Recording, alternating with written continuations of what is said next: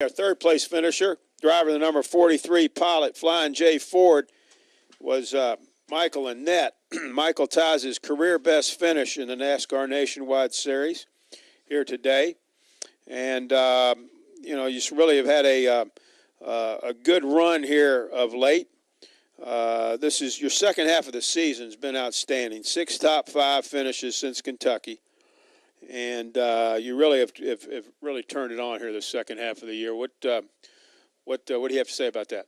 Yeah, definitely. It was kind of fun, but also disappointing last week to go back to Kentucky and finish 7th and be let down by that. I think's really showing the difference from where our team was at the start of the year to where it is now. That we're not satisfied unless we're coming home with top 5s, and obviously we're still looking for that first win. But you know, I just said out there at the best part of the season, we're only getting better still. When a lot of teams are leveling out, we just keep getting better. And for a team that's coming back next year to run for a championship, this is the best thing that we could have. And I know we're going to hate the off season, but we still got 5 left here to hopefully get ourselves in the top 5 in points. Obviously, we came in, I think, about 36 behind the 31 car, and definitely was, you know, you hate to wish bad upon anybody, but to see a car pull off and know it's the guy you're chasing in points, we knew we were going to have a good points day if we stayed out of trouble.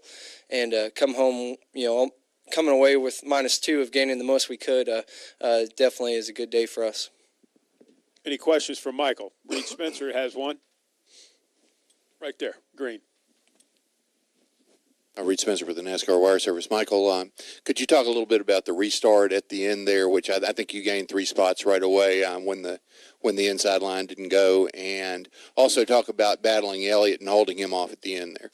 Yeah, definitely. On that last restart, I thought I was going to either lose 3 or 4 spots to the guys on the bottom, or Elliott was going to turn me, because I thought I had my tires cleaned off as much as I could, and I think having hot tires since no one came in on that last pit stop, our right sides went right through all the black. I don't know if you guys noticed how much the black would come off the track in between cautions and pretty much start all over. But on that last restart, all the guys on the outside, our right sides went right through that rubber, and it really had no time to get them cleaned off coming to the start. So I basically spun them all the way down and had Elliott pushing me, but he stayed square enough to where we kept going, and it sounded like the 38 missed a shift, and everything just worked out our way to get to the bottom, and we just worked on our car enough to where we were able to hold Elliott off. I knew I had a better car than him on that whole run before, so I knew if I just kept doing what I'd done, obviously I knew he's fighting for every point he can get, so he's going to be tough. But you know, we ran real smooth, consistent laps, and we're able to hold him off. Any other questions down here? Back in the back there, Al, go ahead. Yeah, Al Pearson, Motor Week. On a day like this, how quickly during a race does everybody kind of realize that, you know, we're not going to catch the 18 car. We got to kind of go for what we can get. Is it before halfway, before the first pit stop, or when do you realize that that's the guy to beat? I didn't know that till the last restart, because that was the only time I could see him. So he obviously, I think we knew that before we even got here that he was the car to beat.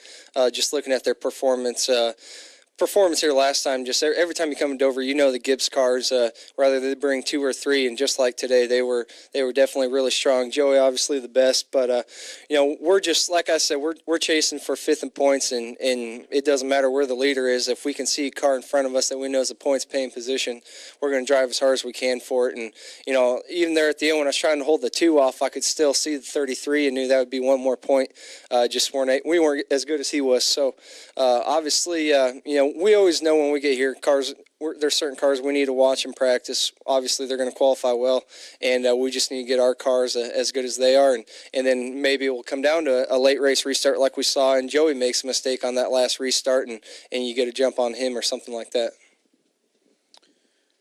Jim Utter, go ahead. Jim Utter, Shaw Observer. Michael, I know there's still a few races left this season, and you were talking about next year, but you've been knocking on the door quite a bit. What's missing? What's the next step you guys have to take in order to get in victory lane? I think each time I get a race up there with these guys, I might think I have a winning race car at the end of practice, or halfway through the race, I might think I got a car that can win this race.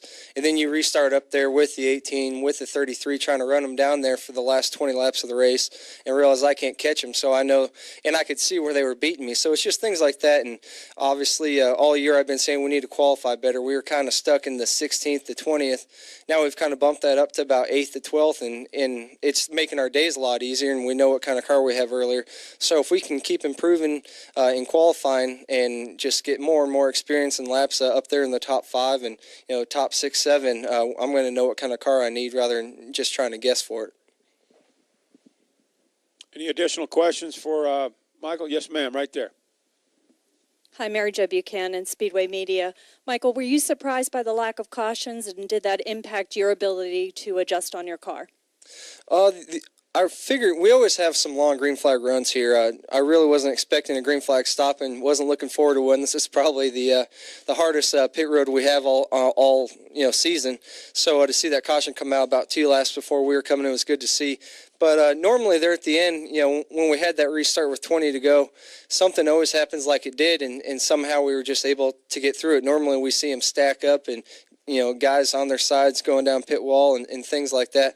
And things just worked out. And I think today really brought back, if you're out there making laps and looking at the rubber and how it was darkening up the track, it looked a lot like we've been seeing at Bristol and how it widened out. And we didn't really have to root and gouge on guys to get past them. There was just a ton of track and a ton of grip everywhere, definitely more than I've seen here in the past.